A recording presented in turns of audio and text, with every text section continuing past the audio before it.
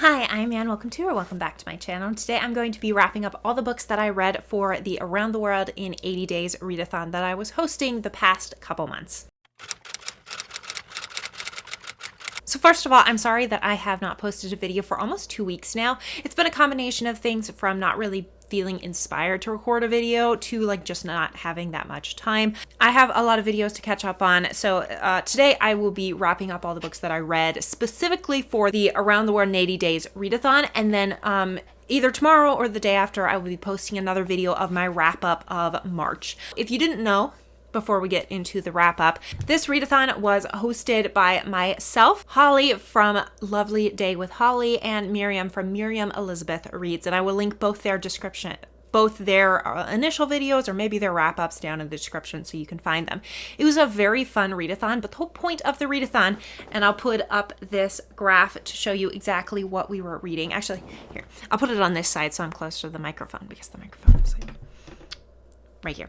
But so this readathon was supposed to focus on reading things from around the world. Every country that Phineas Fogg travels to in Around the World in 80 Days, we were supposed to read a book set in that country. And I succeeded on everything, but I was up till 11:30 on January 31st to finish the last book. So I finished it, but it was very last minute.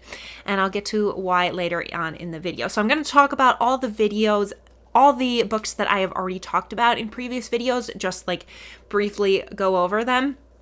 And then I will talk about I think 3 or 4 books that I did not discuss at all on my channel, and talk in more in depth about them. So when I first started the readathon, I went by week. So 1 week was England, for example, 1 week was Italy, 1 week was France, etc., etc. And I found the last month, from March 1st to March 31st, I kind of deviated on that. So I was supposed to start with China, and I really struggled with the book that I was reading for China. So I was in order to finish all these books, I'm just going to skip over to I think I did Japan next. I don't remember. But so I did get them all done, but I didn't do them all in order. So the way I did my TBR for this readathon was that I gave myself 2 choices, but I would try to predominantly pick the first choice.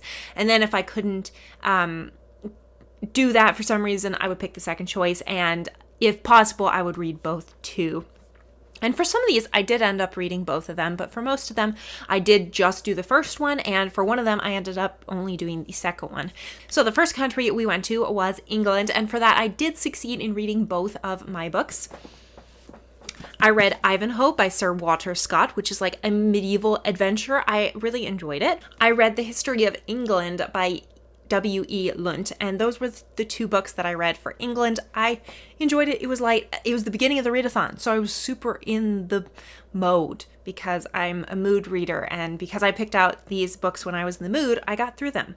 Whereas by the end of the readathon, I found myself really struggling to finish books because I wasn't in the mood necessarily for them anymore. Next, of course, I traveled to France, and for that, I read The Count of Monte Cristo by Alexandre Dumas, and I enjoyed this, even though it is very dense, very difficult to read, but it is interesting because it's all about a revenge story. I did definitely find the middle of the book very slow and boring, but besides that, it was a very good book. I do have a full review of this book on my channel. Then, of course, we went to Italy, and for that one, I read The Betrothed by Alessandro Manzoni, and I absolutely adored this book. This was one of the best books that I read for this readathon. I'm so happy that I tackled this, even though it's 600, 700 pages. I loved it. I highly recommend it if you are interested in Italian history or religious history in general. Very good book. Then we went to Egypt, and for that I read 2 books. I read Egypt's Golden Couple, When Akhenaten and Nefertiti Were Gods on Earth by John and Colleen Darnell, and I loved this book. I think I gave it 5 out of 5 stars. It was so fun and accessible. It also covers overall Egyptian history as well as fixating more so on Akhenaten and Nefertiti. So beautiful book. I highly recommend it. And then the other book I read was The Untold Story of Tutankhamun by Thomas Hoving, and unfortunately I did not enjoy this as much. It's not about Tutankhamun. It's about the finding of his tomb, the famous famous finding of his tomb. And I just wasn't as interested in the details of that. I wanted to know more about Tutankhamun himself, and we didn't really learn anything that I didn't know already. Then we went to Yemen, and for that, I read The Fox Hunt by Mohammed Al-Samawi, and I loved this book. Not only is it really interesting to understand the civil war that was going on in Yemen in 2015, but also specifically to see how different cultures and different religions interact with each other. Really great book. I highly recommend it. I think I gave it 5 out of 5 stars. It was a great read. Then we went to India, and I read the Bhagavad Gita. The Bhagavad Gita itself, I really enjoyed, but the commentary of this copy, I did not enjoy that much.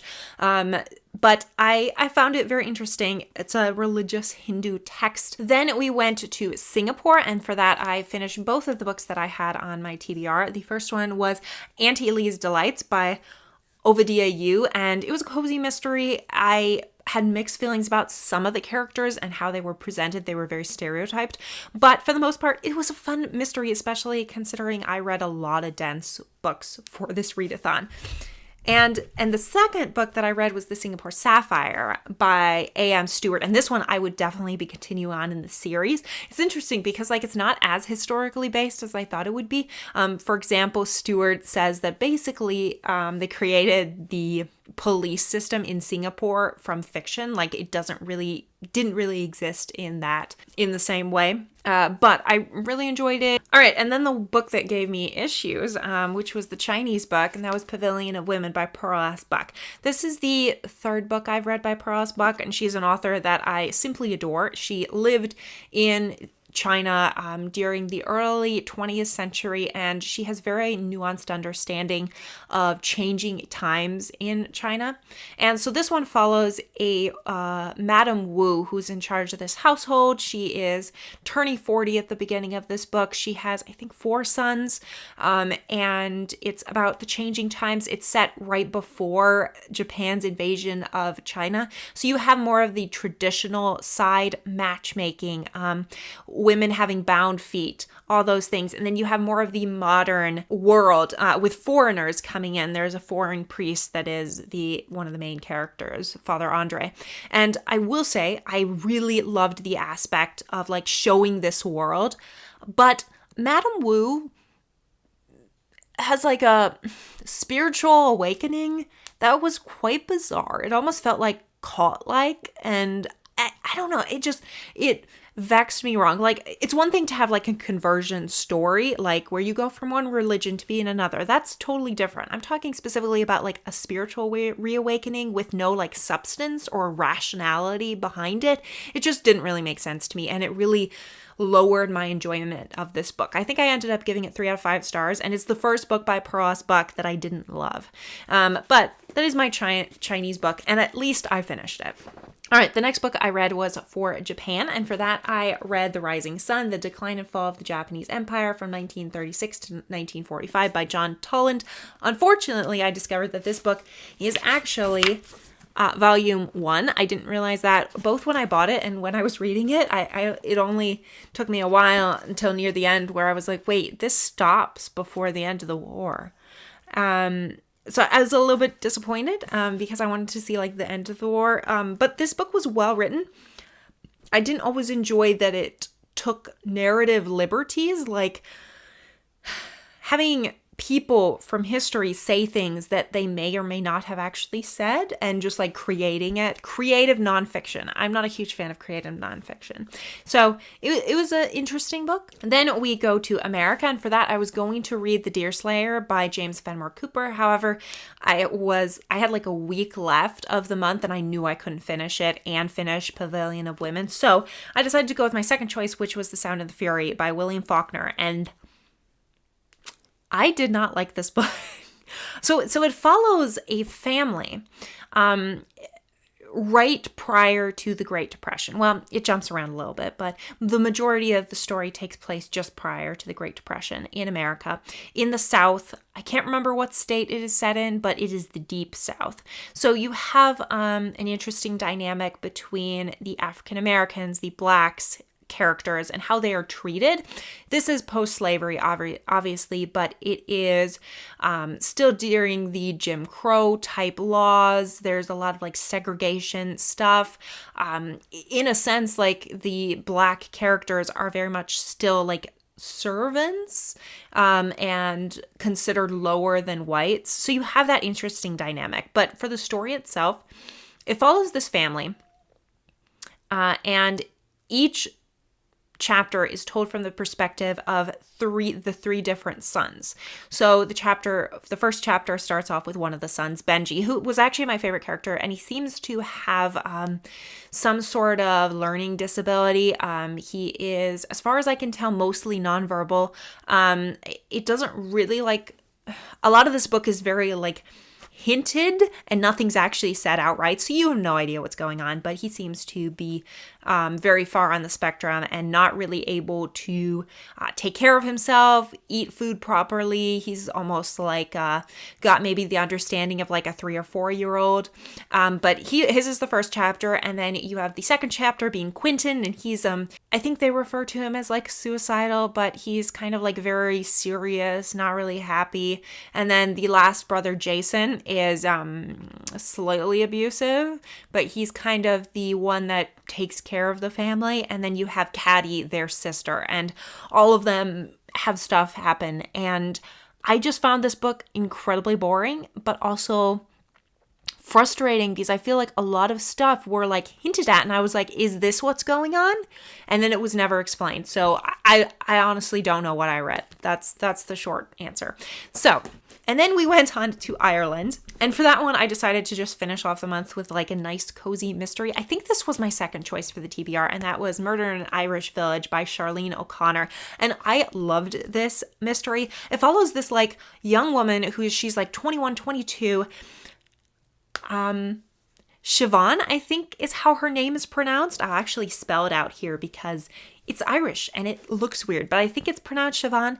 And she is the oldest of 6 siblings. Her parents die in this horrible automobile accident a year before, and she has to like stop her plans to go off to college to take care of her family diner and her younger siblings. I think her second oldest brother, like the one that is right below her, is 18.